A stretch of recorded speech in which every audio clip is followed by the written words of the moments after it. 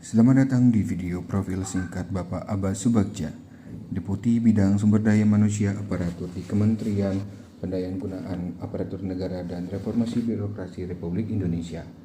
Dengan pengalaman puluhan tahun di bidang pengembangan ASN dan birokrasi, Bapak Abbas Subagja adalah sosok yang gigih mendorong transformasi birokrasi melalui prinsip orientasi hasil dan akuntabilitas. Mari kita telusuri mengapa nilai inti beliau yang berorientasi dan akuntabel menjadi kunci dalam memperkuat profesionalisme dan efektivitas pelayanan publik di Indonesia.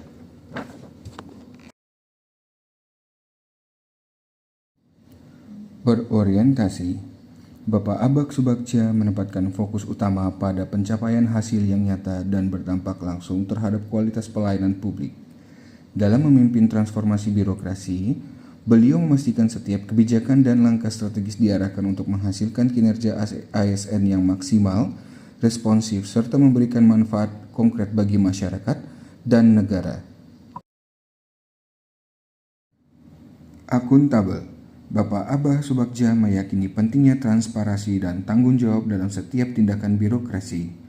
Beliau mendorong ASN untuk tidak hanya bekerja secara profesional, tetapi juga harus mampu mempertanggungjawabkan setiap keputusan dan capaian kinerja secara terbuka. Memastikan birokrasi berjalan dengan integritas, efektif, dan dapat dipercaya oleh publik. Nilai-nilai tersebut mendasari visi Bapak Abbas Subagja sebagai pemimpin di bidang SDM aparatur, agar transformasi birokrasi tidak hanya sia-sia, melainkan menghasilkan pelayanan yang efisien, cepat, dan terpercaya dalam mendukung kemajuan bangsa. Sebagai pejabat tinggi Pratama, Pak Abbas Subagja menaruh perhatian besar pada pengembangan kompetensi ASN. Beliau mendorong penerapan sistem merit, perencanaan karir yang jelas, serta program pelatihan yang berkelanjutan. Kompetensi beliau bukan hanya soal kemampuan teknis, tetapi juga komitmen untuk terus belajar dan berinovasi demi pelayanan publik yang lebih baik.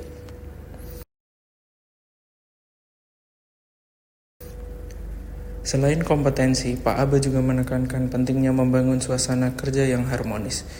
Beliau dikenal dekat dengan para pegawai, mampu mendengarkan masukan, dan mendorong semangat kolaborasi.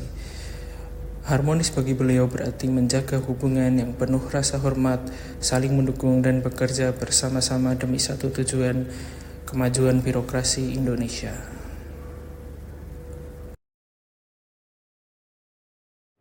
Komitmen Bapak Abbas Subagja dan keterlibatannya dalam program-program yang berfokus pada pengelolaan talenta ASN ketika masih menjabat sebagai Asisten Deputi Manajemen Karir dan Talenta SDM Aparatur menunjukkan loyalitasnya dalam menjalankan tugas dan kewajibannya.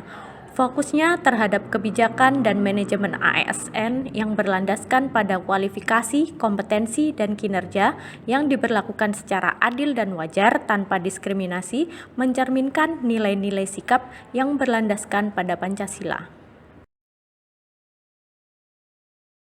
Sebagai Deputi Bidang Sumber Daya Manusia Aparatur di Kemenpan RB, Bapak Abbas Subagja berfokus pada program dan kebijakan terkait pengelolaan dan pengembangan aparatur sipil negara.